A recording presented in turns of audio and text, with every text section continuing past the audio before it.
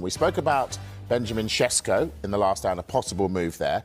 What's happened with Zubimendi? Is it happening? Yeah, it's happening. Yeah, there's been lots of talk, particularly in the Spanish press, about maybe Real Madrid trying to get one over on Arsenal and sign Martin Zubimendi. The couple of people that I've spoken to, a couple of sources in Spain have said, no, Real Madrid are not in for him. He's 100% going to Arsenal. It's the same noises we're getting here as well. We expect him to have a medical very, very soon. Everything else about that deal seems to have been agreed in principle. It's a £51 million release clause that Arsenal will pay to Real Sociedad to get this one over the line.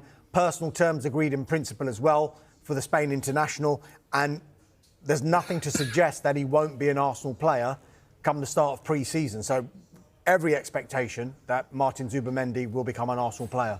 Dean, we started this programme and we said Real Madrid were irresistible. He plays for Spain. Why wouldn't he want to go there? We're not sure they want him. Quite sure, yeah. I think it's a case of is it definitely there for him to make that decision? Because it is such a difficult decision. Ultimately, it would be a magnificent signing for Arsenal. I think in that midfield area, I think we've seen a bit more freedom from Rice. I think we need to see more of that from Declan Rice being able to advance. Zubimendi would be that type of player you'd want. Defensively, obviously, very, very good. But in terms of that build-up play that's so important to free up Odegaard and Rice and the likes, I think is going to be important going forwards for Arsenal. So I think it would be a terrific signing for them. Do Arsenal have to win something next season? They needed to win something this season, ultimately. But can we see a development in the team?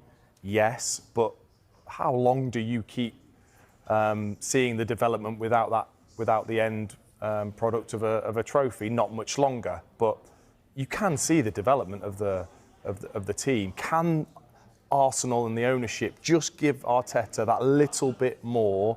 Stop being so stubborn with that striking position.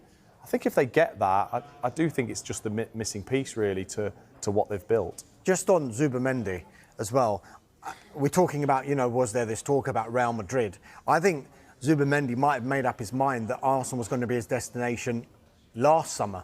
Because if you remember, Liverpool had that deal agreed, and then he decided he was going to stay at Real Sociedad. That was partly because it was very difficult for him to leave Real Sociedad, and we know what it is for these players from the Basque country to leave clubs like Real Sociedad and Athletic Bilbao. But the information that I've got as well from this potential deal is that Arsenal made their interest known last summer, that they wanted to exercise this release clause for Martin Zubimendi, but they couldn't do it last summer. Because if you think about their squad, they had Jorginho in that squad and they had Thomas Partey in that squad. Now, they're still in talks with Thomas Partey over a new contract. Jorginho has now left.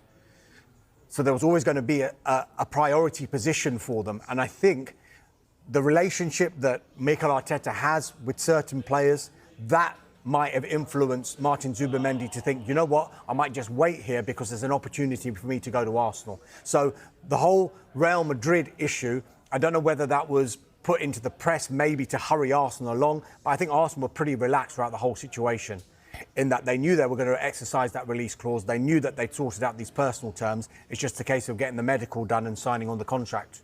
Do Arsenal, Carve, just need a couple of tweaks to be able to challenge?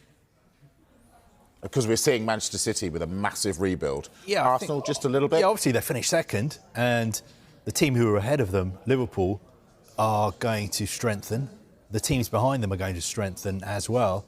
So they do need to refresh their squad. Every club needs to do that in the Premier League every summer window, because if you don't, your rivals are going to overtake you.